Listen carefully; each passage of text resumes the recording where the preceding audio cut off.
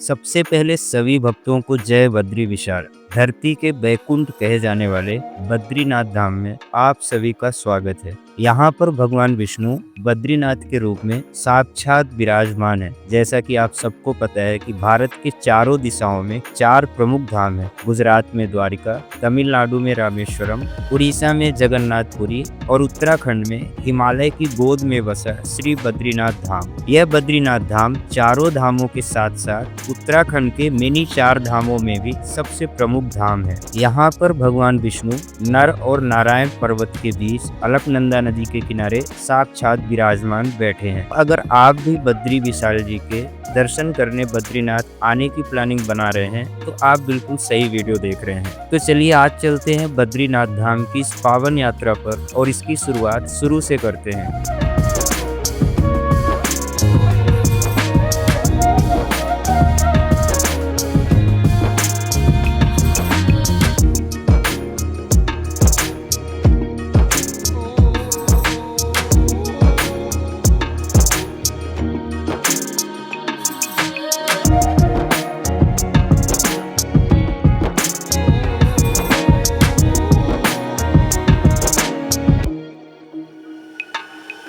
ये जो सामने आप बस स्टैंड देख रहे हैं, इस बस स्टैंड से मात्र 500 मीटर दूरी पर श्री बद्रीनाथ मंदिर स्थित है।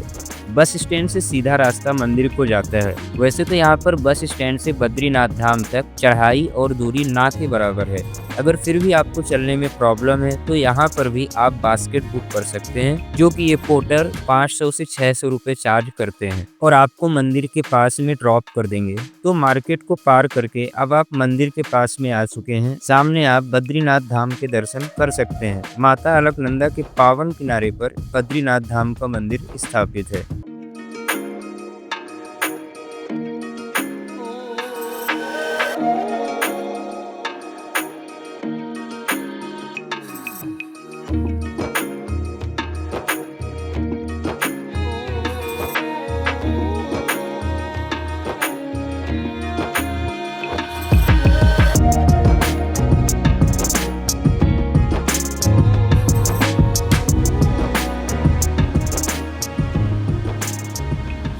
यहाँ पर अलकनंदा नदी के किनारे बहुत से गर्म कुंड बने हुए हैं। मान्यता है कि इस गर्म कुंड में स्नान करने से बहुत सारे रोगों से मुक्ति भी मिलती है।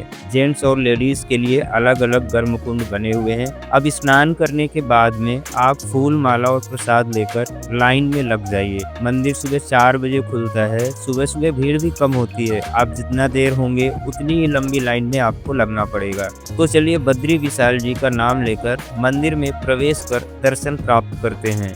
यह स्थान बहुत ही अलौकिक और दिव्य है। यहाँ पर दर्शन करके आपके शरीर में नई ऊर्जा आती है। बद्री विशाल भगवान आपकी सभी मनोकामनाओं को भी पूरा करते हैं। आप मंदिर परिसर में कुछ देर बैठकर ध्यान भी कर सकते हैं। अब चलिए मंदिर में दर्शन करने के बाद में बाहर आ जाएंगे और दूसरे रास्ते से पुल को पार करके मार्केट साइड पहुँच जाते हैं। यहाँ पर आप खरीदारी कर सकते हैं। साथ ही साथ बहुत से खाने पीने के ऑप्शंस भी मिल जाते हैं।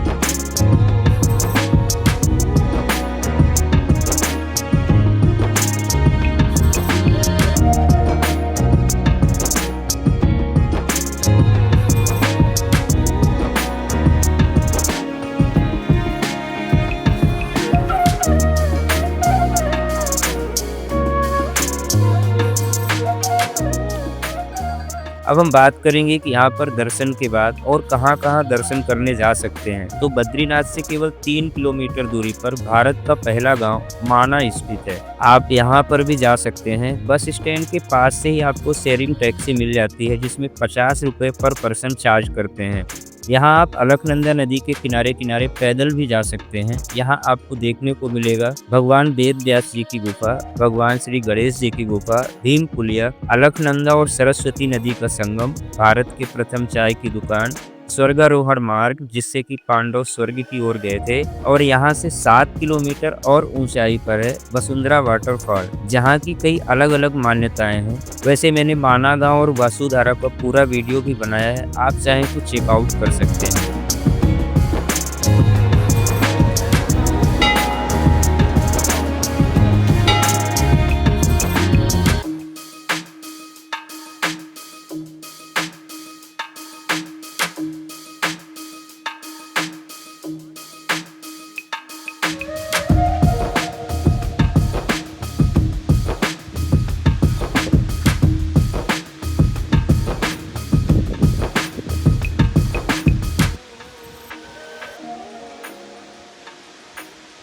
बद्रीनाथ धाम और माना गांव के दर्शन के बाद वापस आते समय आप जोशीमठ में एक दिन रुक सकते हैं। जोशीमठ में बहुत ही प्राचीन मंदिर श्री नरसिंह मंदिर है, यहाँ पर भी आप दर्शन जरूर करें। जब सर्दियों में 6 महीने के लिए बद्रीनाथ मंदिर बंद रहता है तो बद्रीनाथ जी की डोली यहीं पर रखी जाती है। इस अलौकिक मंदिर को भविष्य का बद्रीनाथ भी कहते हैं। तो आप इन सभी प्लेसेस को अपनी लिस्ट में शामिल कीजिए। बात करें आपको यहाँ पर कितने दिनों का प्लान बनाना चाहिए, तो बद्रीनाथ धाम में दर्शन और मार्केट घूमने के लिए एक दिन का प्लान बना सकते हैं और एक दिन माना गांव का भी प्लान रख सकते हैं। वैसे मेरा एक तहे दिल से ओपिनियन है कि अगर आप यहाँ इतनी दूर आते हैं तो कम से कम 5 से 7 दिन केवल बद्रीनाथ धाम में रहने के हिसाब से आइए।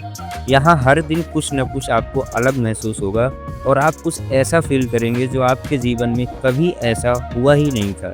यकीन मानिए, यहाँ का मौसम और यहाँ के पहाड़ के रंग हर दिन बदलते हैं, कभी बर्फ, कभी बारिश, कभी खुला आसमान। चाह कर भी आप इसे नहीं भूल पाएंगे। तो चलिए अब हम लोग बात करते हैं सबसे जरूरी सवाल, बजट की। कितने बजट में आप इस यात्रा को पूरा कर लेंगे? हरिद्वार से बद्रीनाथ धाम तक हर जगह आपको 500 से स्टार्टिंग प्राइस के साथ कमरे और 100 रुपए की स्टार्टिंग प्राइस के साथ खाना मिल जाएगा। उत्तराखंड के 4 मिनी धामों में केवल बद्रीनाथ धाम तक आप सीधा बाय रोड आ सकते हैं, इसलिए यहाँ पर खाने पीने की सभी चीज़ों पर कोई महंगाई नहीं है। और अगर आप यहाँ कभी भी आते हैं तो मेरी शुभकामनाएं हैं कि आपकी यात्रा सफल, सुगम, आरामदायक और मंगलमय हो। जय बद्री विशाल, हर हर महादेव।